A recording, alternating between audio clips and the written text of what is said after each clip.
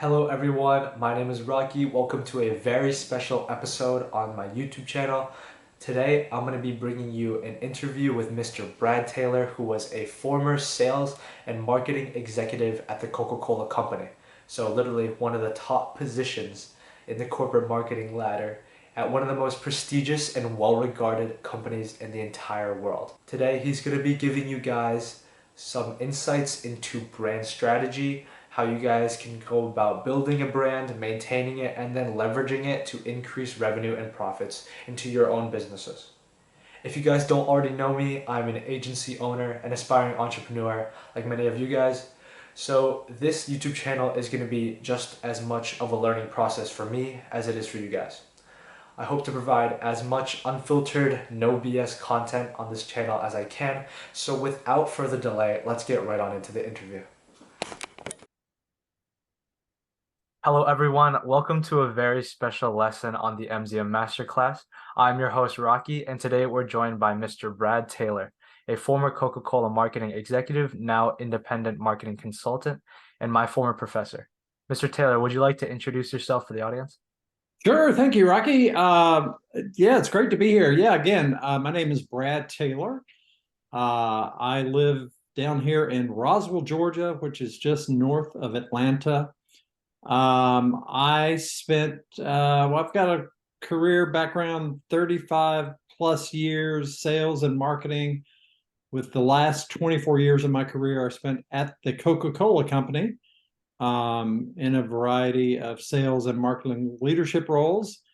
And now I'm kind of semi-retired, and I'm a part-time college professor at Emory University, which is where I first met Rocky, and also at Kennesaw State University here in the Atlanta area. And I teach various sales and marketing classes. So that's me.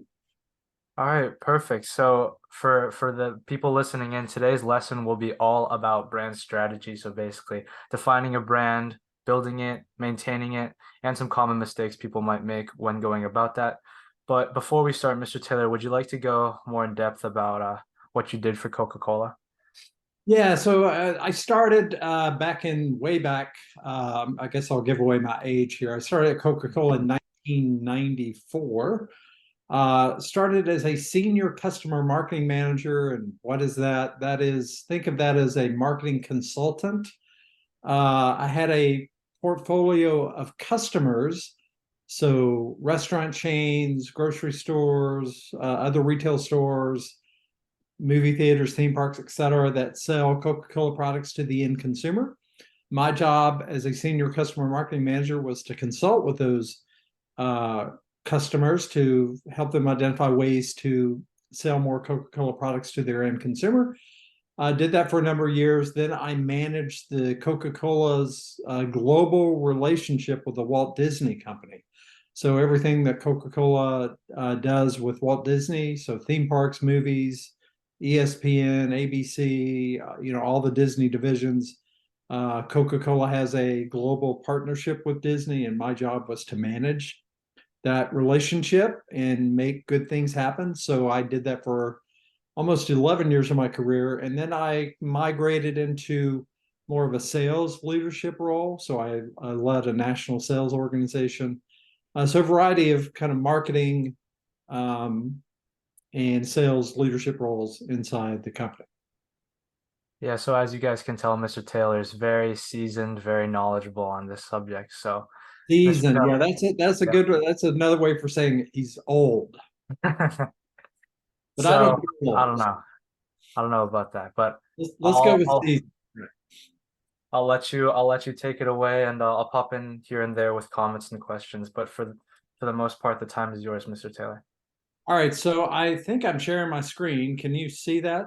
Yeah, yeah, All right, perfect. so yeah, so Rocky asked me to talk about one of the topics that is really near and dear to my heart, and this idea of developing brand strategy. And I've seen, obviously, I learned a lot about brand strategy working at the Coca-Cola company because clearly they have one of the strongest brands on the planet in Coca-Cola. So it is something that I've learned a lot about, but it's something I'm very passionate about because without a solid brand strategy, it's hard for any marketing campaign to be effective, right? And so I've seen so many times where entrepreneurs, small businesses, or even larger businesses, they'll jump right into marketing execution without having done the pre-work, which is about developing a brand strategy, which should inform everything you're doing from a marketing perspective. So that's why I just think this is where it has to start. And so that's why I'm very passionate about. And so I'm going to kind of share the typical lecture that I share in my brand strategy class that I teach. And it really is these four questions. When you think about developing a brand strategy, it's got to start with understanding these four things. First and foremost, what is your brand's core strength, right? So what is your brand all about? And I talk a lot about brands typically fall into one of four categories. They're either product led, which means it's really all about the product. And we'll get into a little bit more on each one of these, or it's brand story led. I think about Nike, I think about Coca-Cola, I think about Apple when I think about brand story led brands. And what we mean by that is there's just something bigger at play than the product itself. There's a brand story at play. Our brands can be experience-led brands where it's really all about the experience and it's about the people that are delivering that experience. Or there are certainly brands that are price-led brands. Walmart would be a perfect example of that. So the first question you've got to answer is, what kind of brand am I, right? The second question, how tight is the bond with consumers? Now, for a lot of entrepreneurs, startup businesses, they're going to start as unknown, right? And so the job is to become known.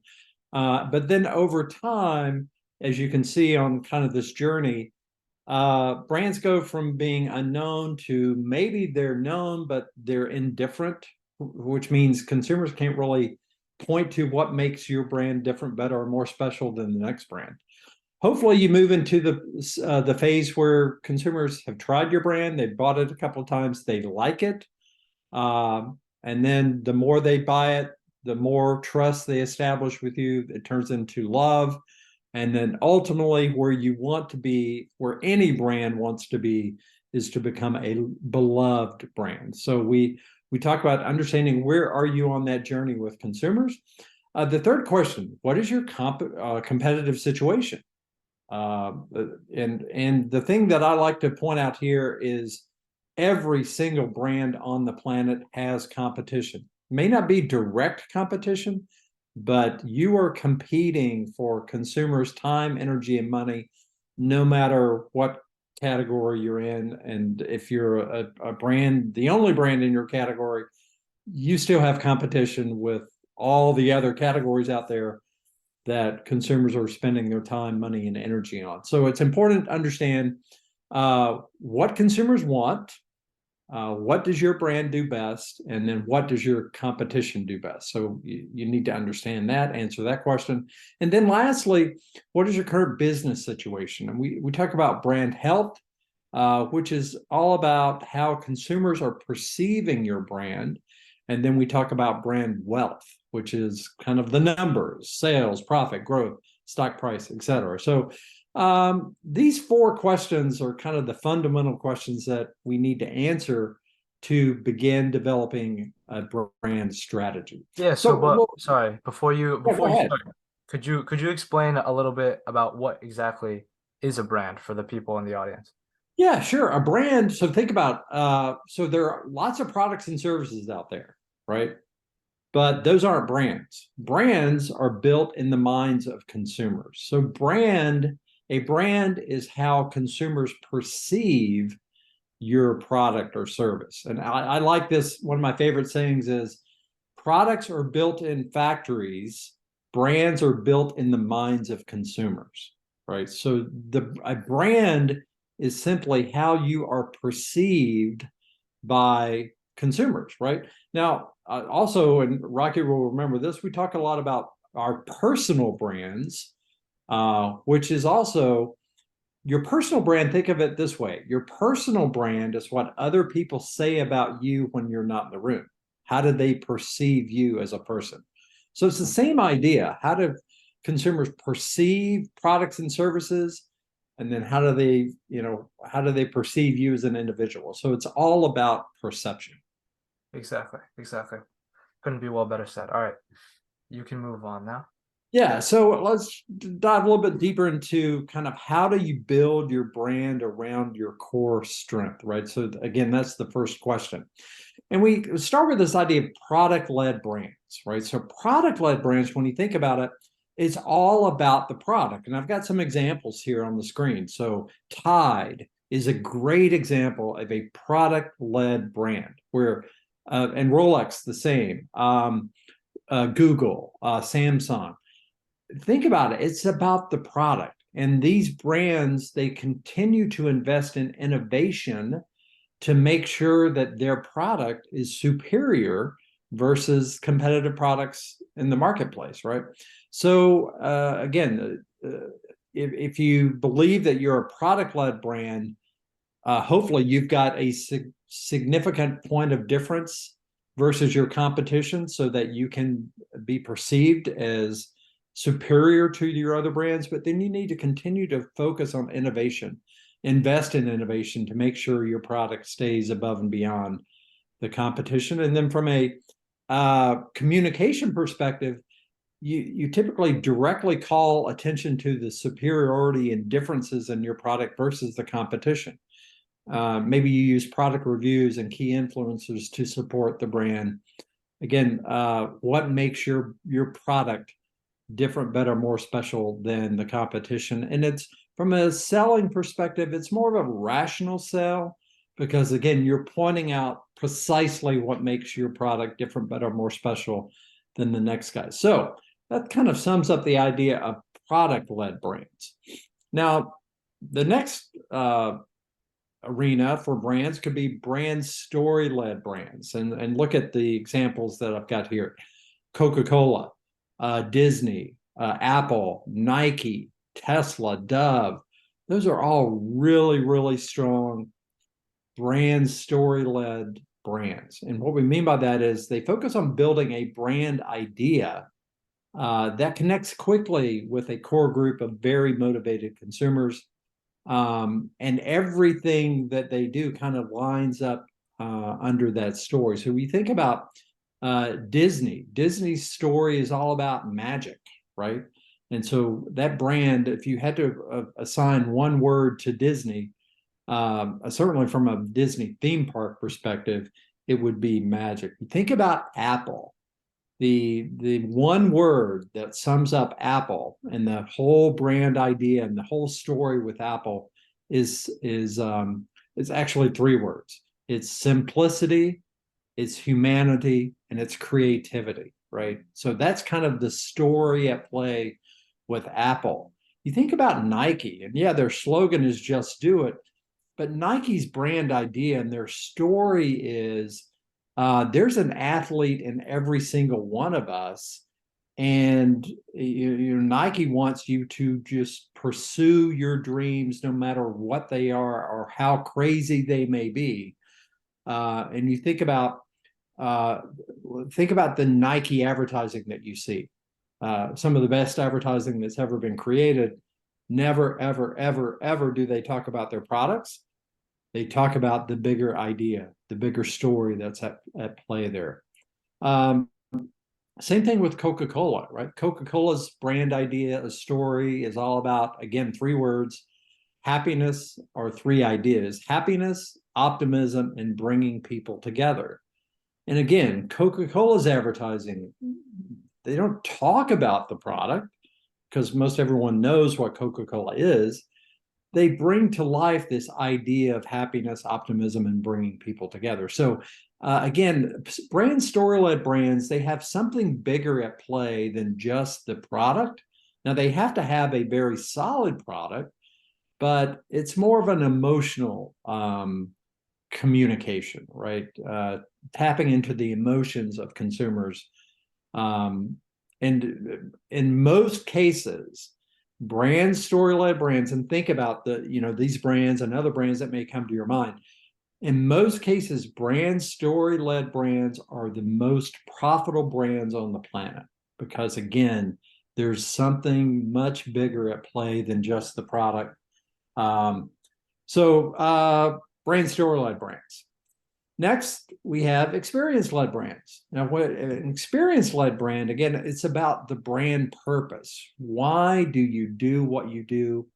What are your brand values that inspire and guide the team leadership and the service behaviors of your people? So experience-led brands, again, it's all about the people that are delivering the experience to the end consumer. So you've got to focus on obviously building a culture and an organization with just the right people who can deliver those incredible experiences. Big investments in training to make sure that, again, you're hiring just the right people and you're training those people to deliver the wow experiences. And then from a marketing communications perspective, it's more of a slow build. It's more about enabling consumers to experience your experience for themselves, and then they become your cheerleader, so to speak. So you look at some of these examples. So Starbucks is one of my favorite examples. Well, Chick-fil-A is my all-time favorite example. And I recognize some people up in the Northeast may not know Chick-fil-A. I think Rocky now knows a lot about Chick-fil-A. Of course, of course. Chick-fil-A is an incredible example of an experience-led brand that happens to serve a very delicious portfolio of food, but it's the experience that has separated Chick-fil-A from all of their competitors. I think I'll get this right. So Chick-fil-A, an average Chick-fil-A restaurant, so one unit makes more money than McDonald's, Starbucks, and Subway units combined, right? And Chick-fil-A is only open 6 days a week. They're never open on Sunday. That is a testament to the strength of that brand, which is, again, it's all about the experience. And they invest heavily in finding, training just the right people to deliver that experience to consumers. Starbucks, similar, right? The Starbucks experience, and Starbucks has, a great product or products, beverages, and other food items. But you think about Starbucks, it's really about the experience that their people deliver, which really sets them apart from competitors like Dunkin' Donuts or McDonald's.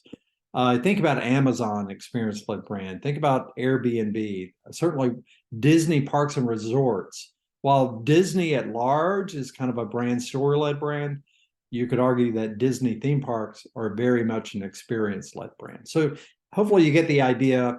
Experience-led brands, it's all about the culture. It's all about the people. It's all about the purpose. Why do you do what you do, right? And then lastly, there are price-led brands, right? And if you have kind of decided you want to be a price-led brand, hopefully you've done all of your homework and you've negotiated so that you have the lowest possible cost structure, and you're driving efficiencies to ensure that cost structure and to maintain that cost structure. Because if you're a price-led brand, your margins are going to be paper thin, right? And so you've got to make that up with lots and lots of sales. And call to action marketing. And so there's no better example of a price-led brand than Walmart. Walmart has done all of this. They have negotiated. They've got significant brand power so that they win those negotiations. They're driving efficiencies. I think a key point I'd like to bring out about Walmart, because of their payment terms with their suppliers, Walmart will actually sell all of the merchandise before they even pay for the merchandise that they bought from their suppliers. That is brand power. That is what enables them to be a price-led brand, and it's everyday low prices. So again, price-led brands about driving efficiencies, having the lowest cost structure, and using call to action marketing to keep those high sales turns. So again, first question is, are you product led? And are you really investing in innovation to have a superior product? Are you brand story led, where it's more about kind of the brand idea, something much bigger than the product at play? Are you experience led brand, where it's about the culture and the people delivering experience? Or are you a price led brand? So that's question number one. So let me pause there. Rocky, does that make sense? Yeah, yeah, that sounds amazing. So basically, before small businesses think about marketing, they need to identify what is it in their core values of their own brand before they start trying to portray that to the rest of the world. Yeah, because that's obviously going to have a huge impact on what your marketing strategy is going to be. You've got to understand what kind of brand are we, right? So that's the first question. The second question is, how do you build your brand around your position with the consumer? So where are you? Um, and I like to, for some brands, maybe they don't know where they are yet. And so these are some of the analytics that you can look at to kind of understand, are you at the indifferent stage, or maybe you're liked, loved, or maybe you're actually beloved? And there's a couple of different metrics that you can look at there. So voice of the consumer. What are consumers saying about your brand? If they have no opinion, there's low interest, no importance, they don't care about your brand, they've never bought your brand. If that's what you're hearing from consumers, chances are you're in the indifferent stage, and maybe you're completely unknown. But you can also look at some market indicators. If there's a skinny brand funnel, which means not many people are aware of you, and those that are, consider, purchase, repeat, loyal, just kind of keep going down. If that's skinny all the way down, chances are you're at the indifferent stage. Now, maybe you're hearing that consumers have a basic idea of what your brand stands for, but they have no emotional connection. Maybe they see your brand as just ordinary, not really any different than the competitors. But yeah, they bought it, but they don't really have a strong, opinion.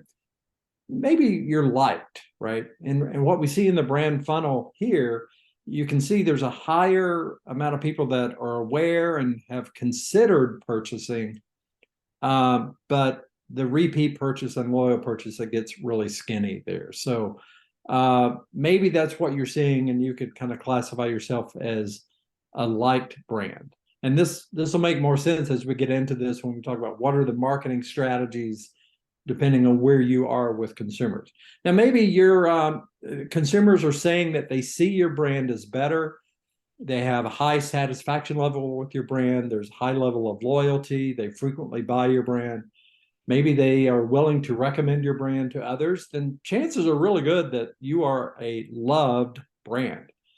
And what the brand funnel may look like, you can see it's kind of wider all the way from the top to the bottom. So if you're seeing that, if you've got healthy brand tracking scores, maybe you're seeing recent market share gains, you're meeting a high share of consumer requirements, then chances are good that you're a loved brand. But where every brand really should aspire to be is a beloved brand, where you have outspoken fans who believe everything about the brand, the product, experience, service is better than the alternatives. And market indicators of a beloved brand, you would have a dominant share. You would have the highest net promoter scores, high usage frequency and recommendations, and certainly high growth and profits. So again, the second question is understand, where are you on that journey with consumers, by listening to consumers and looking at some of these market indicators. Now, so what do you do based on where you are? Well, here's kind of 20 different strategies for your brand, depending on where you are on that journey with consumers.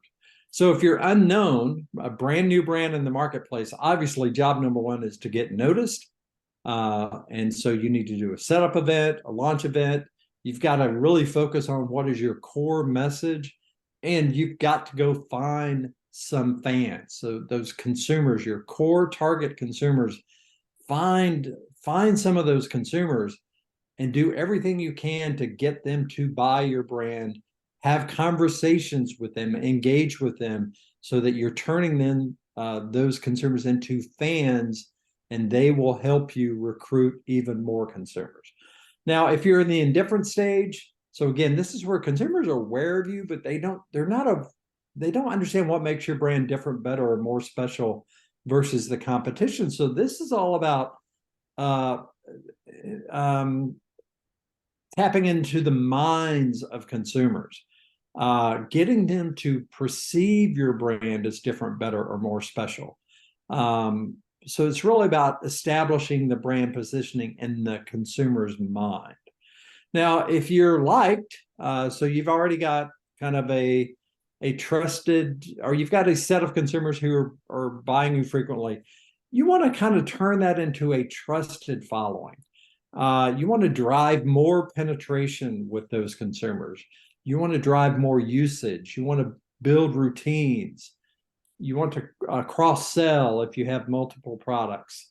So this is all about driving more purchase, right? And turning those liked fans into more loyal fans who actually love you. Now, a great tactic, if you're a liked brand, is a frequency loyalty program, right? And you see, lots of, like Chick-fil-A does this, Starbucks does this, and that's the reason they do it. They want to keep those consumers coming back and back and back more frequently, and so they're turning them into loyal fans of your brand. So that's a great tactic if you're in the like stage and you're trying to drive more penetration and purchase.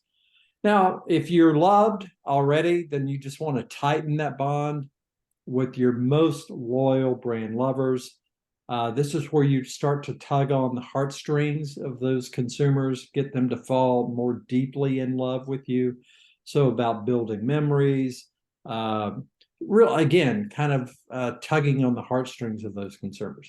And then if you're beloved, that's all about turning those beloved, those fans who absolutely love you, turning those into influencers, getting them to recruit the next set of consumers for you. So hopefully you can see, I mean, these are the strategies that kind of foot up to each one of these places on that journey with consumers. Does that make sense, Rocky? Of course. And one point that I'd like to make is a lot of small business owners, they think, oh, I need to get so many people to from that awareness to that attention to that purchase to that loyalty. But in reality, it's not exactly right. I think the statistic is like 20% of consumers make up 80% of a business's revenue. Yeah. Like Yeah, it's better if you have that really dedicated, beloved group of consumers. that's a great point, Rocky. Yeah, start small, right? Find that core consumer target who's going to be most motivated by your brand's promise. Find those people, talk with those people, convince them to buy your brand. And then, as I said earlier, engage with them, right? Turn them into influencers, and they will help you grow your business. But that's so critically important.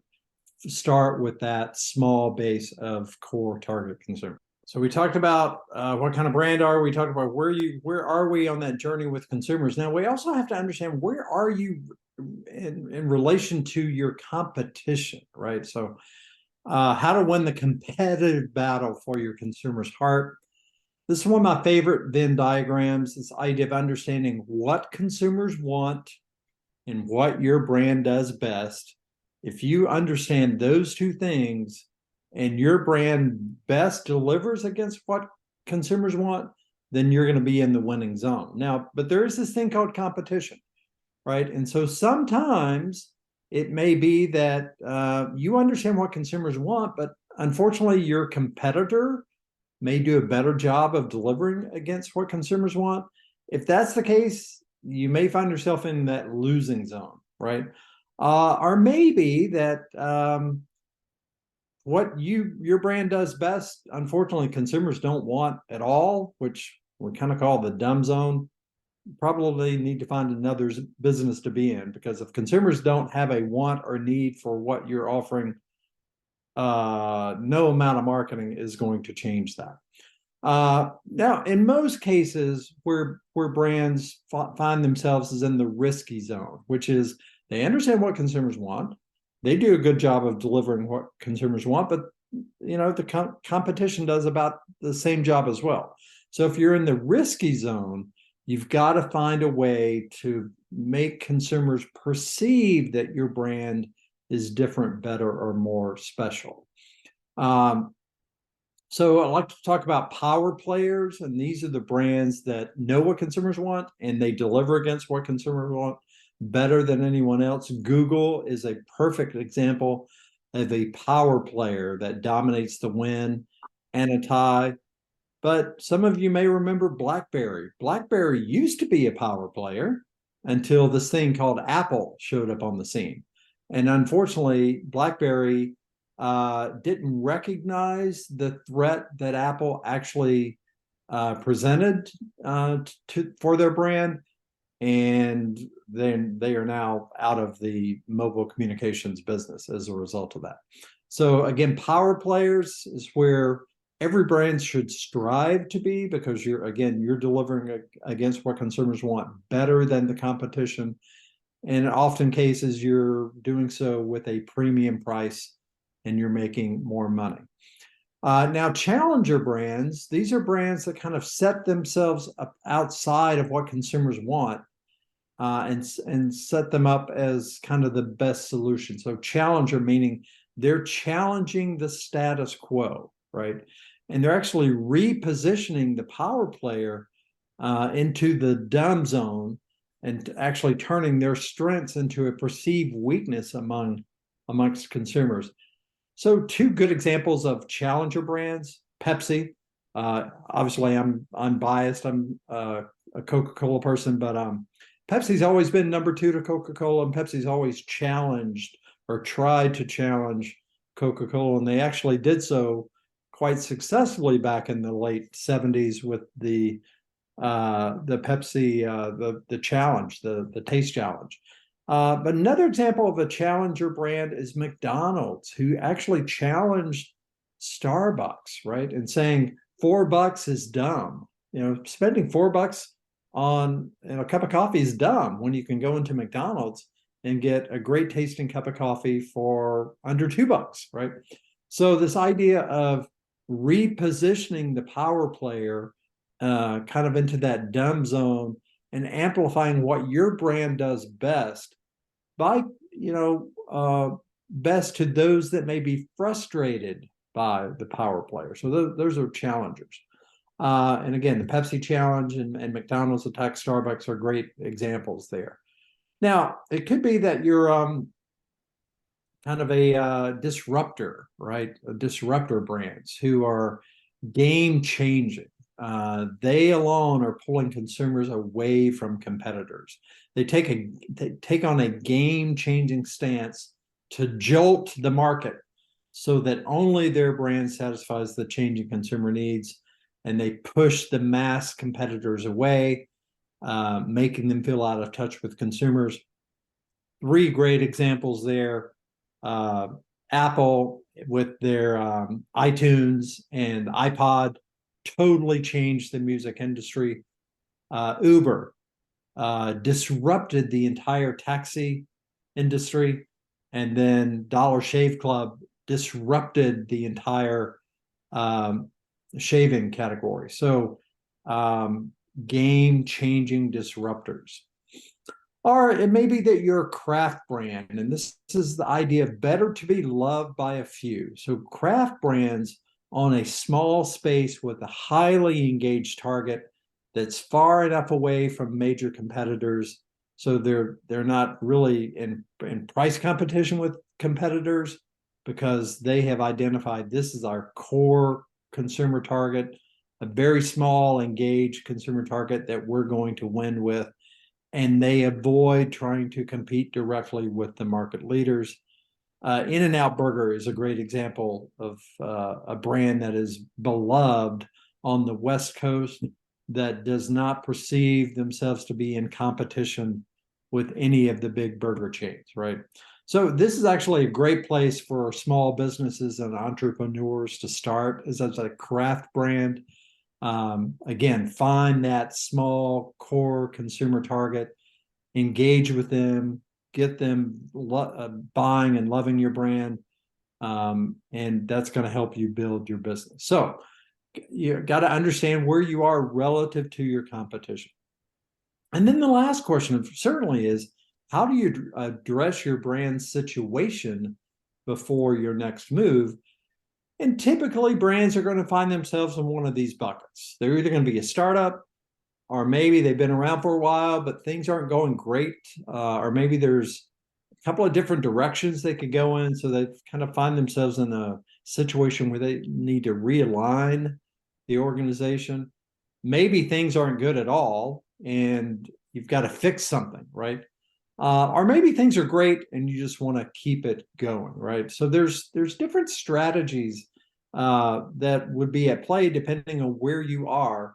Now, if things are great, you want to keep it going, just want to fuel the momentum, right? And so, if you've got steady sales growth, high levels of profit, a very strong share position, and there's no looming competitive threat, then if you're seeing all those things, then you've got some momentum and you want to fuel that.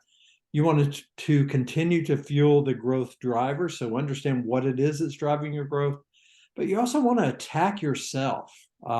Stay vigilant. Close any small gaps that may exist.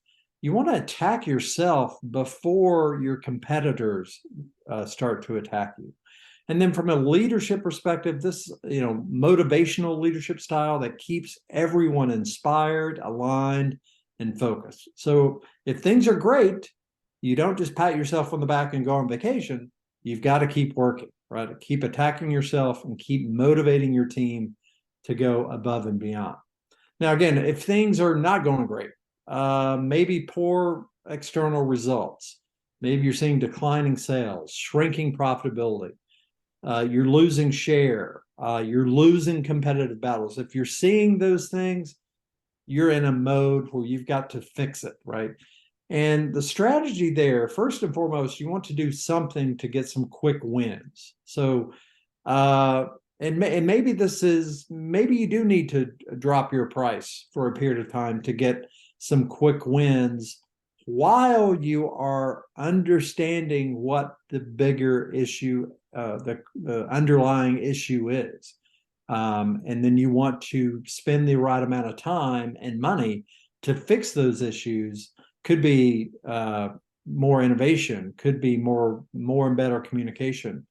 So you want to do something to stop the bleeding while you're fixing the bigger issues that are at play. And then from a leadership style, this is where it's one of transformation.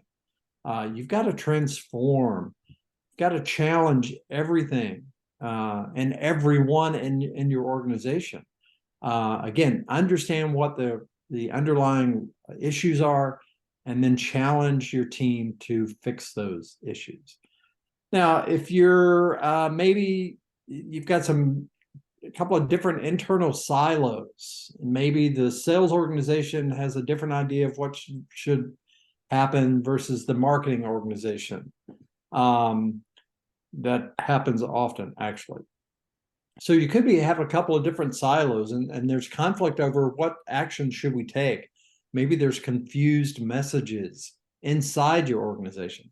So the strategy there is you've got to realign the team by employing a cross-functional team to build a new brand positioning, or an organizing brand idea, and a brand plan to make sure you can get everyone on the same page with a shared vision, purpose, values, strategies, and execution. So again, it's about realigning the teams and getting everyone on the same page. The leadership style there is one of participative, bringing everyone together, listening to all points of view, and then unifying all those points of view under a shared plan. So if you're kind of seeing those things, you probably need to realign. And then certainly startup, which applies to, I think, the majority of the audience here. New product, maybe it's yet to launch in the marketplace, or it's a new segment in the market. The strategy there, I love this idea of a blowfish marketing plan. And Rocky will remember this, a blowfish. What does a blowfish do, Rocky? It makes itself appear big. It makes it itself appear much bigger than it actually is to scare off its competitors, right?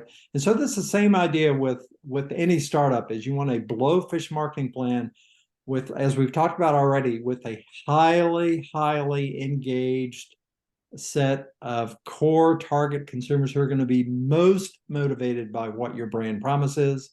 And then you want to make your brand appear bigger to those people, as big as it can possibly appear to them. That will fuel your business and turn those core users into influencers. The leadership style, obviously, participative and transactional. Roll up your sleeves, get the necessary tasks done. So for startups, again, this idea of a blowfish marketing plan can make a huge difference. And so there you have it, right? You think about those 4 questions, right? What kind of brand are we? Where are we on that journey with consumers? Where are we relative to competitors? And what's our current business situation? If you can answer those 4 questions, then you know what your brand strategy has to be to grow your business. And at the end of the day, it's all about driving brand love, which drives more power in the marketplace, which puts more money in your pocket, plain and simple. So hopefully that makes sense, Rocky. Yeah, that was amazing. Thank you so much. And Sure. just one last thing, if you were to give one last final lasting message or a piece of advice for people in the audience, what would it be? Their main takeaway. Yeah, well, it would be 2. Number one, remember that your brand isn't what you say it is. Your brand is what others say it is, right? And so you always have to remember that. How is your brand perceived by others? If you remember that one thing, it's going to help you create the right marketing strategies and tactics to drive your business forward. So you got to think about, how do I want my brand to be perceived by others? And you've got to do that first, answer that question first, and then create marketing strategies and tactics to make sure that that is actually how people perceive you. And guess what? That applies to your personal brand as well. All right. Big thanks to you, Mr. Taylor, for coming on. And if you guys want to check him out, I'll link his LinkedIn, his socials, and his personal website in the description. If you guys are interested in learning more about marketing concepts like these, check out our free marketing course link below, where we'll have lessons like this, case studies, and more interviews just like this. Till next time, Rocky out.